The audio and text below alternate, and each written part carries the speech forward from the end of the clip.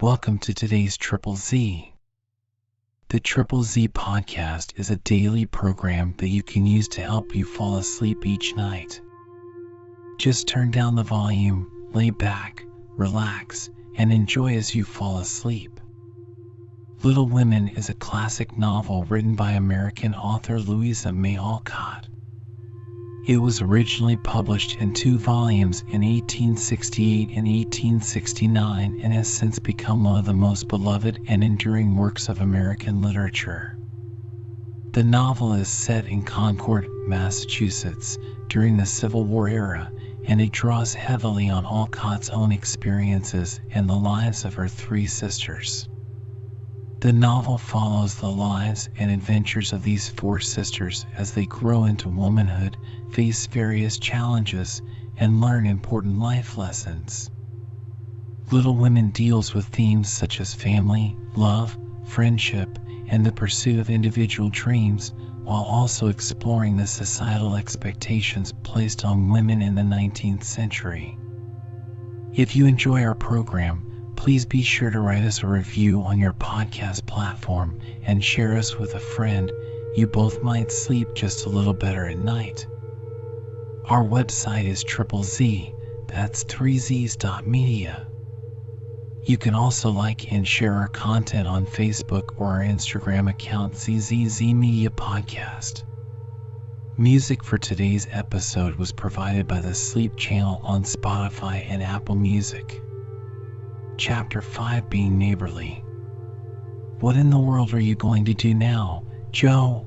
asked Meg one snowy afternoon as her sister came tramping through the hall in rubber boots, old sack, and hood, with a broom in one hand and a shovel in the other.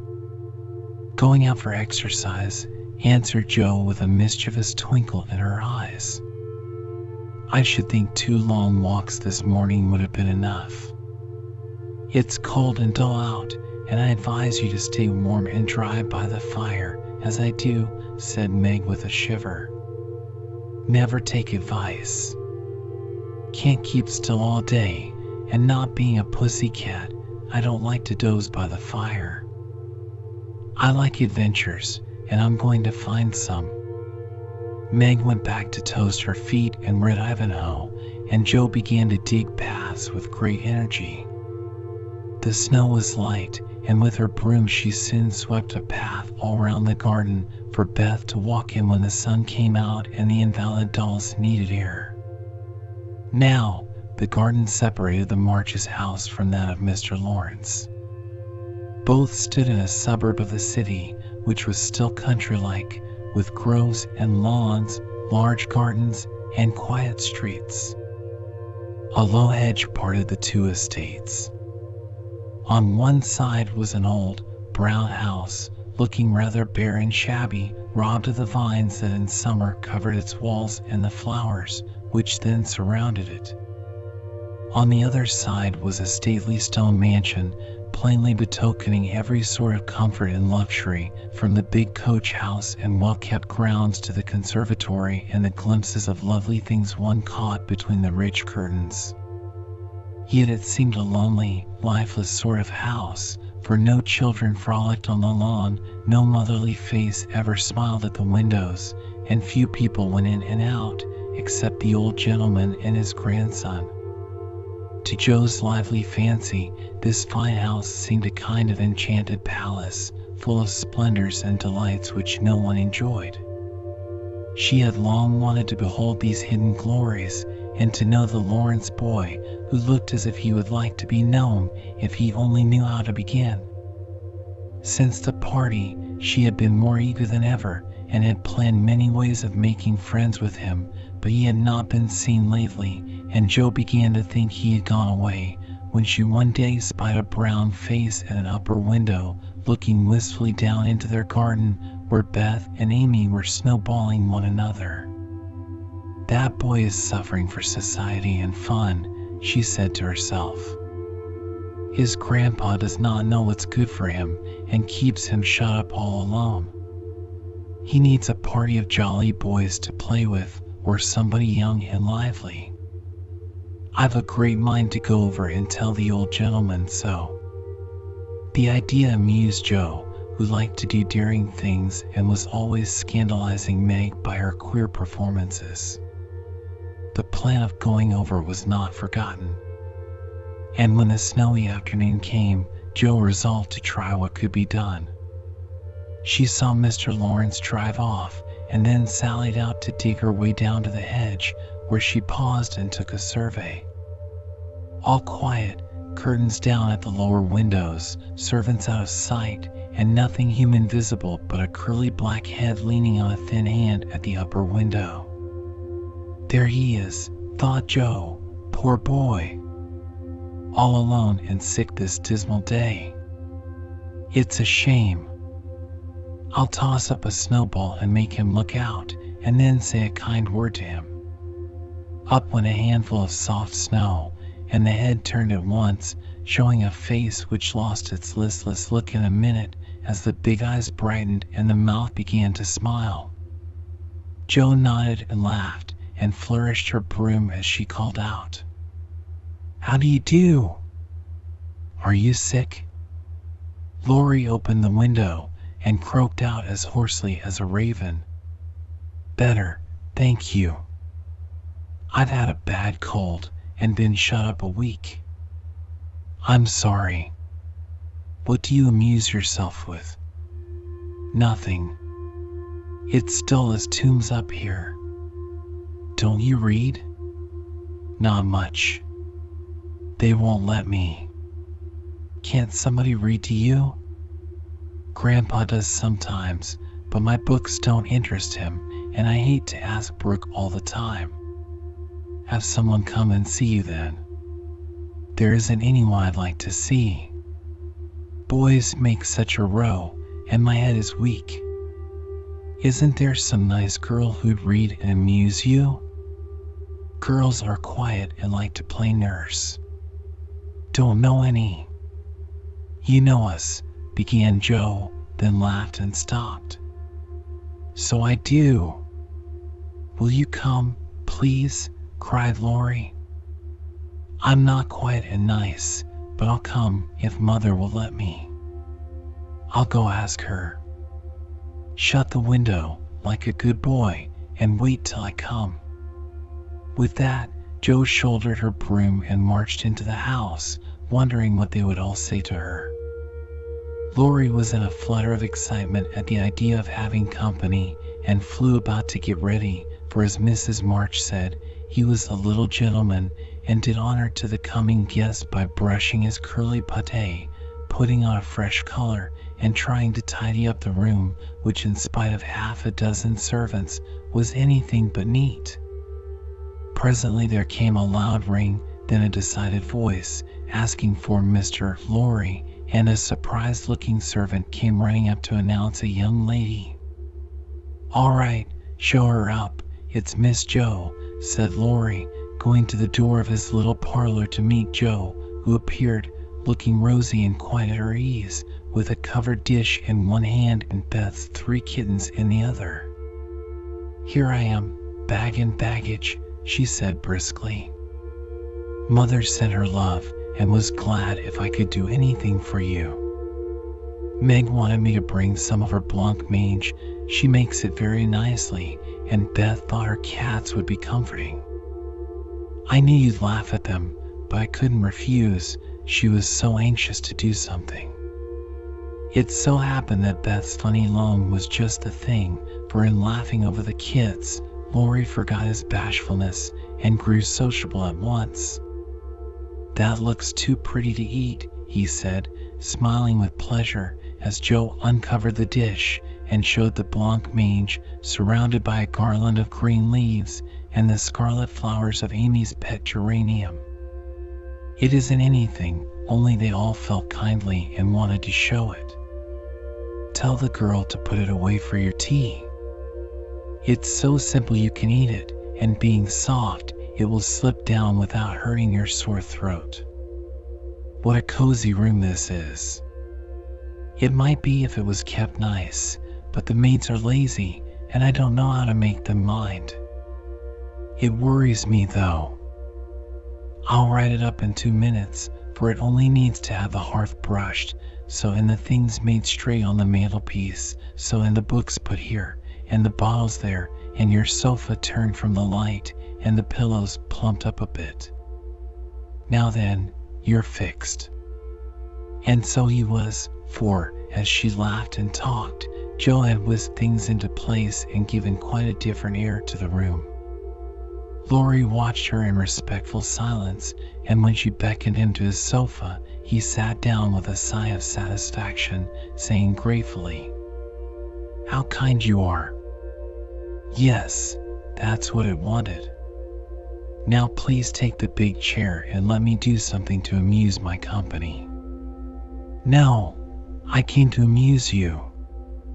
"Shall I read aloud?" And Joe looked affectionately towards some inviting books nearby. "Thank you. I've read all those, and if you don't mind, I'd rather talk," answered Laurie. "Not a bit. I'll talk all day if you'll only set me going. Beth says I never know when to stop." "Is Beth the rosy one who stays at home a good deal and sometimes goes out with a little basket?" asked Laurie with interest. "Yes, that's Beth. She's my girl, and a regular good one she is, too. The pretty one is Meg, and the curly-haired one is Amy, I believe? How did you find that out?" Laurie colored up, but answered frankly, "Why, you see, I often hear you calling to one another, and when I'm alone up here, I can't help looking over at your house. You always seem to be having such good times. I beg your pardon for being so rude, but sometimes you forget to put down the curtain at the window where the flowers are. And when the lamps are lighted, it's like looking at a picture to see the fire, and you all around the table with your mother. Her face is right opposite, and it looks so sweet behind the flowers, I can't help watching it. I haven't got any mother, you know." And Laurie poked the fire to hide a little twitching of the lips that he could not control. The solitary, hungry look in his eyes went straight to Joe's warm heart. She had been so simply taught that there was no nonsense in her head, and at 15 she was as innocent and frank as any child. Laurie was sick and lonely, and feeling how rich she was in home and happiness, she gladly tried to share it with him. Her face was very friendly, and her sharp voice unusually gentle as she said, "We'll never draw that curtain any more, and I give you leave to look as much as you like. I just wish, though, instead of peeping, you'd come over and see us. Mother is so splendid, she'd do heaps of good, and Beth would sing to you if I begged her to, and Amy would dance. Meg and I would make you laugh over our funny stage properties, and we'd have jolly times. Wouldn't your grandpa let you?" "I think he would if your mother asked him.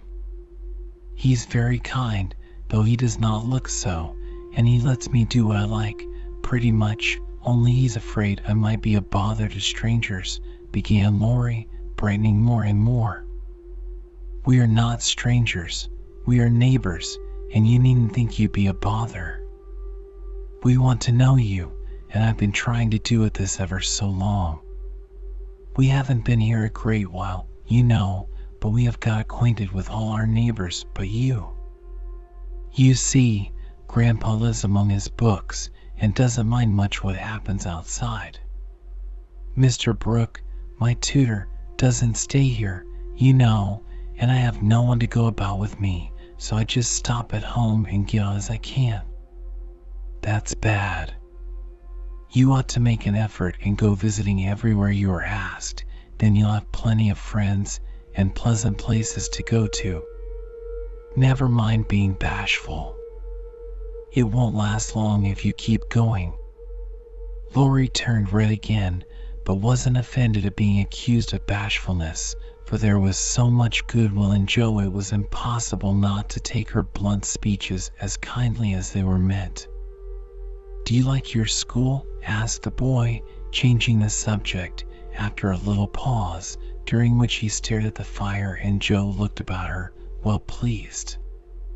don't go to school. I'm a businessman girl. I go to wait on my great aunt, and a dear, cross old soul she is, too, answered Joe. Laurie opened his mouth to ask another question, but remembering just in time that it wasn't manners to make too many inquiries into people's affairs, he shut it again and looked uncomfortable. Joe liked his good breeding and didn't mind having a laugh at Aunt March, so she gave him a lively description of the fidgety old lady, her fat poodle, the parrot that talked Spanish, and the library where she reveled. Laurie enjoyed that immensely, and when she told about the prim old gentleman who came once to woo Aunt March, and in the middle of a fine speech, how Paul had tweaked his wig off to his great dismay, the boy lay back and laughed till the tears ran down his cheeks, and a maid popped her head in to see what was the matter. "Oh, that does me no end of good. Tell on, please," he said, taking his face out of the sofa cushion, red and shining with merriment. Much elated with her success, Joe did tell on all about their plays and plans, their hopes and fears for father, and the most interesting events of the little world in which the sisters lived. Then they got to talking about books, and to Joe's delight, she found that Laurie loved them as well as she did, and had read even more than herself. "If you like them so much, come down and see ours. Grandfather is out, so you needn't be afraid," said Laurie, getting up. "I'm not afraid of anything," returned Joe, with a toss of the head. "I don't believe you are," exclaimed the boy, looking at her with much admiration, though he privately thought she would have good reason to be a trifle afraid of the old gentleman if she met him in some of his moods. The atmosphere of the whole house being summer-like, Laurie led the way from room to room, letting Joe stop to examine whatever struck her fancy.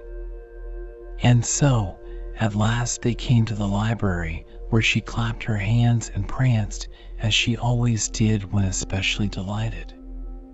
It was lined with books, and there were pictures and statues, and distracting little cabinets full of coins and curiosities, and sleepy hollow chairs, and queer tables, and bronzes, and best of all, a great open fireplace with quaint tiles all round it. "What richness!" sighed Joe, sinking into the depth of a velour chair and gazing about her with an air of intense satisfaction. "Theodore Lawrence, you ought to be the happiest boy in the world," she added impressively. "A fellow can't live on books," said Laurie, shaking his head as he perched on a table opposite. Before he could say more, a bell rang, and Joe flew up, exclaiming with alarm, "Mercy me! It's your grandpa." "Well, what if it is?" "You are not afraid of anything, you know," returned the boy, looking wicked. "I think I am a little bit afraid of him, but I don't know why I should be. Marmee said I might come, and I don't think you're any the worse for it," said Joe, composing herself, though she kept her eyes on the door. "I'm a great deal better for it, and ever so much obliged. I'm only afraid you are very tired of talking to me." "It was so pleasant, I couldn't bear to stop," said Laurie gratefully. "The doctor to see you, sir," and the maid beckoned as she spoke. "Would you mind if I left you for a minute?" "I suppose I must see him," said Laurie. "Don't mind me. I'm happy as a cricket here," answered Joe. Laurie went away, and his guest amused herself in her own way. She was standing before a fine portrait of the old gentleman when the door opened again, and without turning, she said decidedly, "I'm sure now that I shouldn't be afraid of him, for he's got kind eyes, though his mouth is grim, and he looks as if he had a tremendous will of his own. He isn't as handsome as my grandfather, but I like him." "Thank you, ma'am," said a gruff voice behind her, and there, to her great dismay, stood old Mr. Lawrence.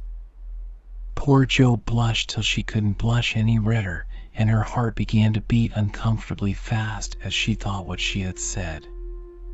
For a minute, a wild desire to run away possessed her, but that was cowardly, and the girls would laugh at her, so she resolved to stay and get out of the scrape as she could. A second look showed her that the living eyes, under the bushy eyebrows, were kinder even than the painted ones, and there was a sly twinkle in them which lessened her fear a good deal. The gruff voice was gruffer than ever, as the old gentleman said abruptly, after the dreadful pause, "So you're not afraid of me, hey?" "Not much, sir." "And you don't think me as handsome as your grandfather?" "Not quite, sir." "And I've got a tremendous will, have I?" "I only said I thought so." "But you like me in spite of it?" "Yes, I do, sir." That answer pleased the old gentleman.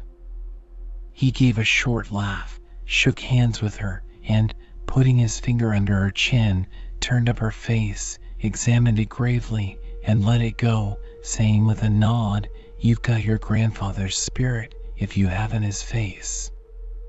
He was a fine man, my dear, but what is better, he was a brave and an honest one, and I was proud to be his friend.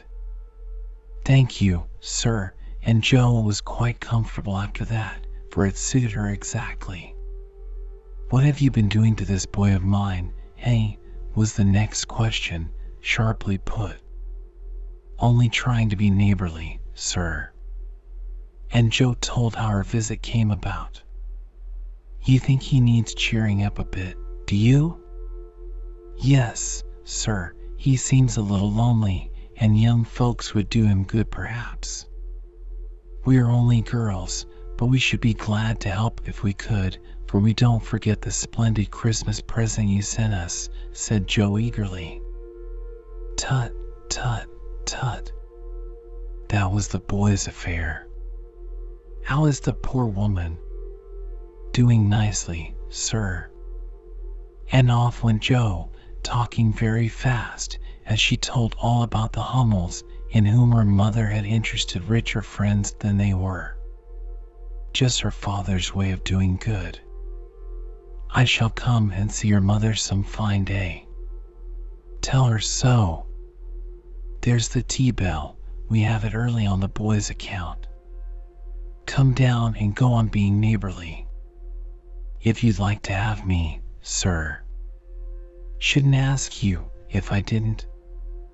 And Mr. Lawrence offered her his arm with old-fashioned courtesy. What would Meg say to this, thought Jo, as she was marched away, while her eyes danced with fun as she imagined herself telling the story at home. "Hey!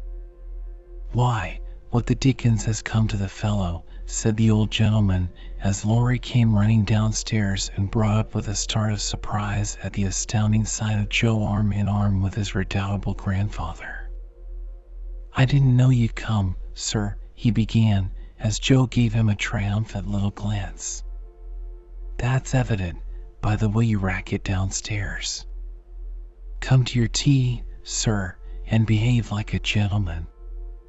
And having pulled the boy's hair by way of a caress, Mr. Lawrence walked on, while Laurie went through a series of comic evolutions behind their backs, which nearly produced an explosion of laughter from Jo. The old gentleman did not say much as he drank his 4 cups of tea, but he watched the young people, who soon chatted away like old friends, and the change in his grandson did not escape him. There was color, light, and life in the boy's face now, vivacity in his manner, and genuine merriment in his laugh. "She's right, the lad is lonely. I'll see what these little girls can do for him," thought Mr. Lawrence, as he looked and listened. He liked Jo, for her odd, blunt ways suited him, and she seemed to understand the boy almost as well as if she had been one herself. If the Lawrences had been what Jo called prim and poky, she would not have got on at all, for such people always made her shy and awkward. But finding them free and easy, she was so herself, and made a good impression. When they rose, she proposed to go, but Laurie said he had something more to show her and took her away to the conservatory, which had been lighted for her benefit. It seemed quite fairy-like to Jo as she went up and down the walks, enjoying the blooming walls on either side, the soft light, the damp sweet air, and the wonderful vines and trees that hung about her, while her new friend cut the finest flowers till his hands were full. Then he tied them up, saying, with the happy look Jo liked to see, "Please give these to your mother, and tell her I like the medicine she sent me very much." They found Mr. Lawrence standing before the fire in the great drawing room, but Jo's attention was entirely absorbed by a grand piano, which stood open. "Do you play?" she asked, turning to Laurie with a respectful expression. "Sometimes," he answered modestly. "Please do now.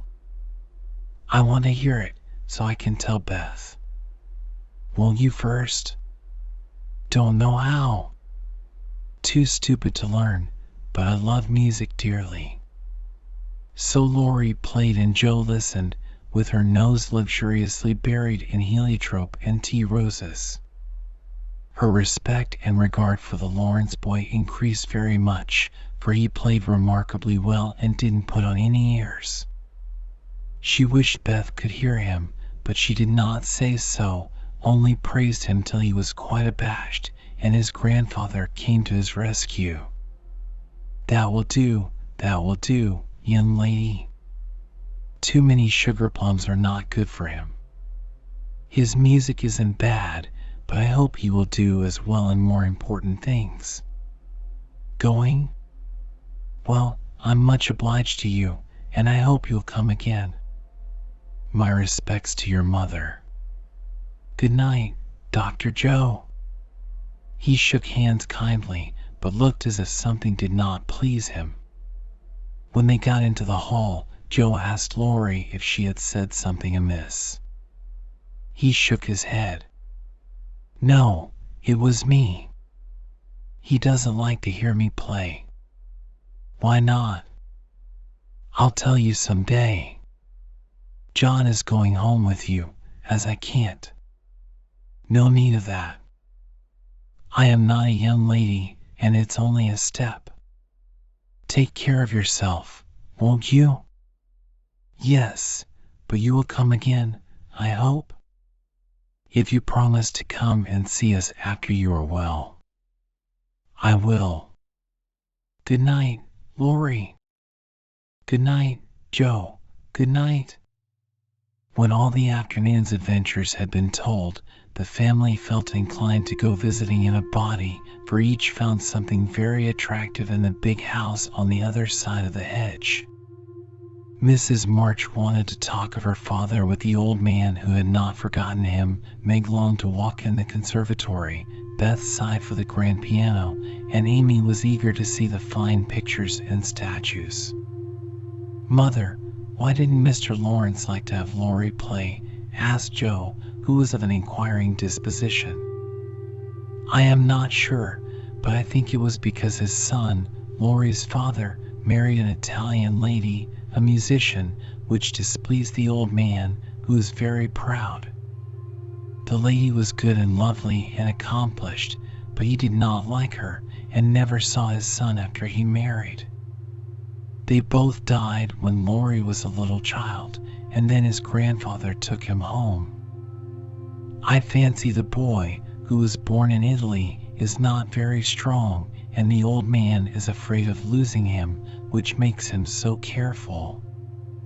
Laurie comes naturally by his love of music, for he is like his mother, and I dare say his grandfather fears that he may want to be a musician.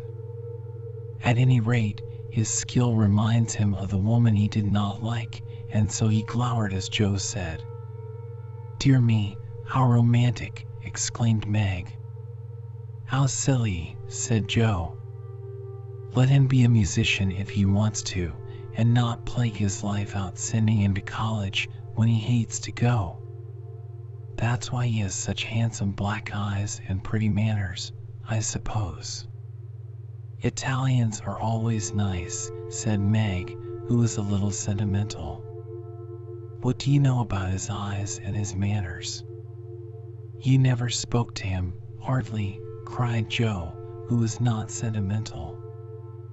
I saw him at the party, and what you tell shows that he knows how to behave.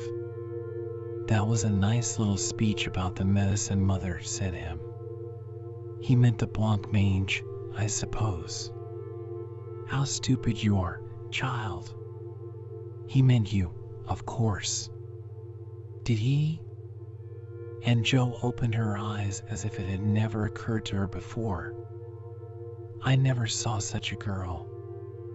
You don't know a compliment when you get it, said Meg, with the air of a young lady who knew all about the matter. I think they are great nonsense, and I'll thank you not to be silly and spoil my fun.